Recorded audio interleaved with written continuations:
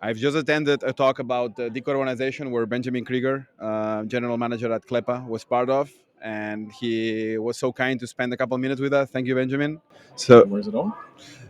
so please, to start, tell us about what CLEPA does. What are you guys' mission? CLEPA is the Association of the Automotive Suppliers industry in Europe.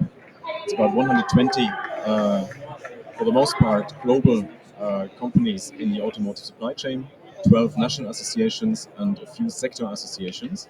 So we represent the supply chain that produces the parts and components to construct vehicles. About 75% of the final value of a vehicle comes from the European automotive suppliers industry, which we are representing. We are working with our members on identifying topics which are relevant for the political discussion. We define what our priorities are, what our position is, and feed this information into political discussions in order to achieve a regulatory and policy environment that helps us, that facilitates business, and helps us achieve the transformation, twin transformation, digital and green, that we are on currently. So I guess there are a couple topics, not only powertrain that was today, but also data, um, autonomous driving. Is that all these topics that you are also taking care of in your role? Our association and the agenda, political agenda, is very broad indeed.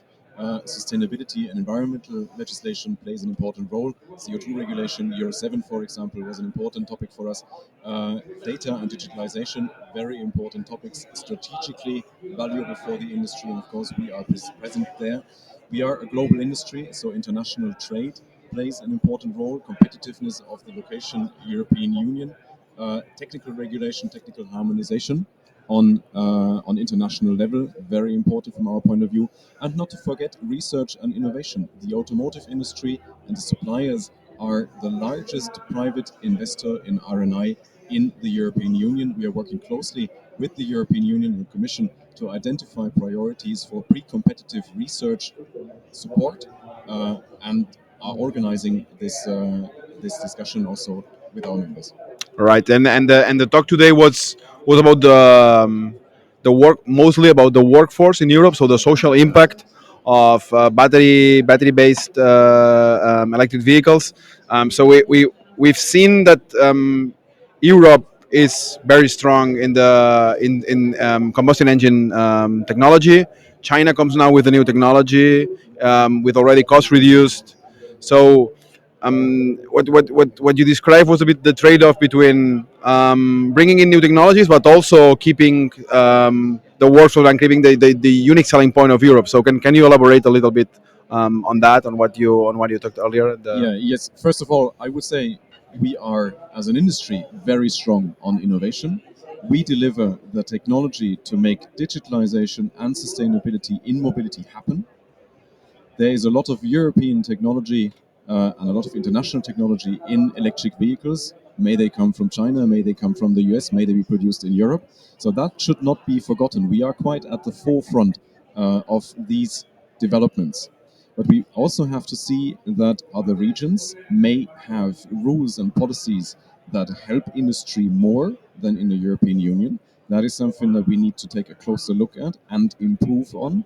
Other regions may also have set themselves up in a strategic way when it comes to, for example, access to raw materials and production of, for example, battery cells. When we are looking to China and Asia in general, they are very strong there. Here we need to do more of our own homework to ensure that the industry can produce vehicles in the EU that are affordable and that are competitive on the world markets, which we were very strong in the past decades, and where we need to work that we ensure that this is the case also in the future.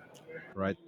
So that's very interesting, and you presented the scenario of if the European automotive industry transitions to an only battery-based vehicle. I think you mentioned like a loss of 20k jobs in Spain only, and on all around Europe. How much was that? Yeah.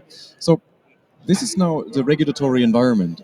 This is about the laws and rules that govern how the industry can run their businesses. And we are politically on a very narrow pathway forward. We decided politically we want to use, or we want to allow almost only the use of electric mobility, certainly for passenger vehicles, and this has a strong impact on the industry in Europe.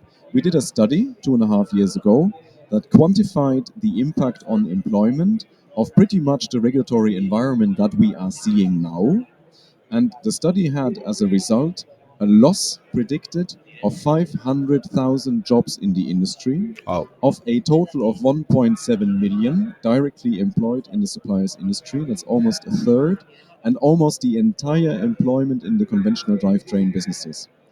Clearly, because we decided that in 2035 we stopped selling vehicles with a combustion engine. If we had regulated differently, defining climate neutrality is the objective. We don't contest that at all. We support the overall policy directive, but without deciding politically which technologies we want to allow and leave that to the market, leave that to users and suppliers of mobility solutions, then the study predicts we have a neutral impact on employment in Europe because we can play to our conventional, to our traditional strength while building up new areas like electromobility or other options to bring down emissions. So this would be transitioning to green fuels, synthetic fuels.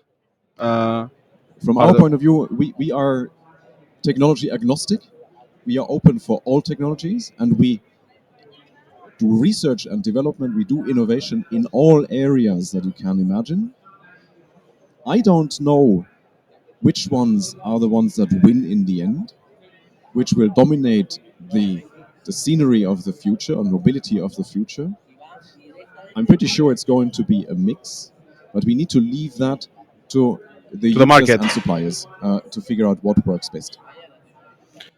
So, like the scenario of battery-based electric vehicles, hydrogen, synthetic fuels, you think that a mix of all these will have a place in the market, and the market will regulate itself how which one captures which segment. Certainly, depending on the use cases, Mhm. battery electric mobility may be the right solution for you. If long range and regular driving over long distances is less in your priorities, then I think for the daily commute, that may be the solution. If you need your vehicle for long distances, then right now many people are concerned that charging infrastructure is not built up sufficiently, that the battery may not be sufficiently reliable over the long term. These are factors that impact on consumer trust. We need to improve on consumer trust in electromobility, but we should also keep other options open. You mentioned a few, hydrogen, for example, in the fuel cell, in the hydrogen engine, but also renewable fuels. It's not the technology that's the problem when we are looking at reducing CO2 emissions and climate neutrality. Technology is not the issue. Fossil energy carriers are. We need to defossilize fuels just as much as we need to defossilize electricity generation in order to make sure that all technologies can run in a climate neutral way.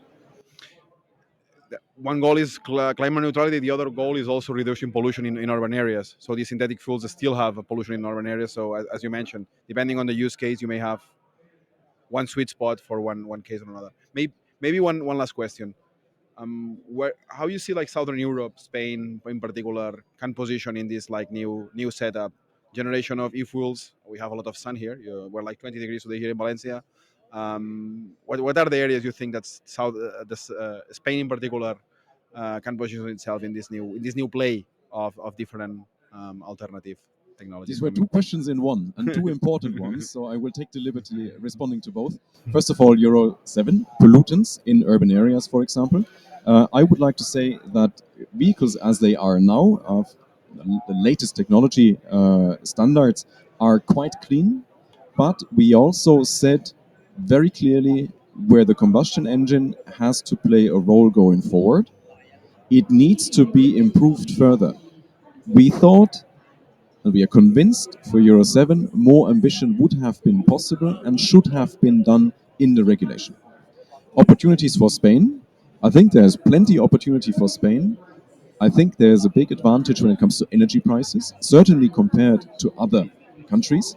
That gives you a head start in battery production. as a potential location for battery Yeah. production. So electromobility may play an important role also when it comes to manufacturing, but also, as you say, for example, for the production of renewable fuels, where we need to see where are the regions in the world that are best suited for the generation of renewable electricity, solar, wind, and then how to make sure that this electricity reaches the consumer, reaches the point where it's needed, either directly transferred via the cable or over longer distances in the form of hydrogen or renewable fuels, for example.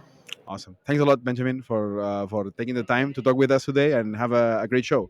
My pleasure. Bye bye.